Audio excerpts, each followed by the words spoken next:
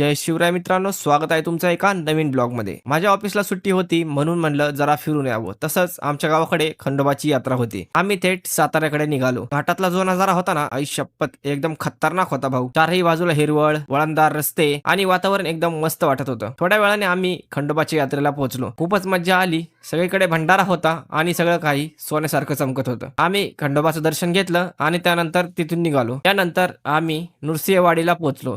श्री क्षेत्र दत्त अवतार नृसिंह सरस्वती महाराज. या दिवशी संडे असल्यामुळं खूप गर्दी होती, तरी सुद्धा आम्हाला खूप छान दर्शन मिळालं. दर्शन झाल्यानंतर आम्ही बोटमध्ये बसलो. बापरे, काय मज्जा आली. पाण्यावरून दिसणारं मंदिराचं दृश्य खूपच सुंदर होतं आणि मन एकदम शांत झालं. एक गंमत अशी झाली की दर्शन घेऊन बाहेर आलो आणि डॉगेश भाई दिसले. मी त्यांना एक पेढा दिला. तो पेढा मिळाल्यावर भाऊ खूप खुश झाले आणि हातात हात मिळवून बोलत होते. भाऊ काही सोडत नव्हते, आमच्या सोबतच फिरत होते. ते पाहून एक गोष्ट जाणवली. एक वेळ माणसापेक्षा प्राण्यावर केलेलं प्रेम जास्त खरं असतं आणि ते कधीच वाया जात नाही. अशा प्रकारे पूर्ण दिवस खूप मजेत गेला. फार छान अनुभव होता. त्या सगळ्यात माझा जिम आणि वर्कआउट थोडा मिस झाला, पण कधी कधी अशा आठवणी जास्त महत्वाच्या असतात. हा ब्लॉग तुम्हाला आवडला असेल तर लाईक करा, कमेंट करा आणि चॅनेलला सबस्क्राईब करायला विसरू नका.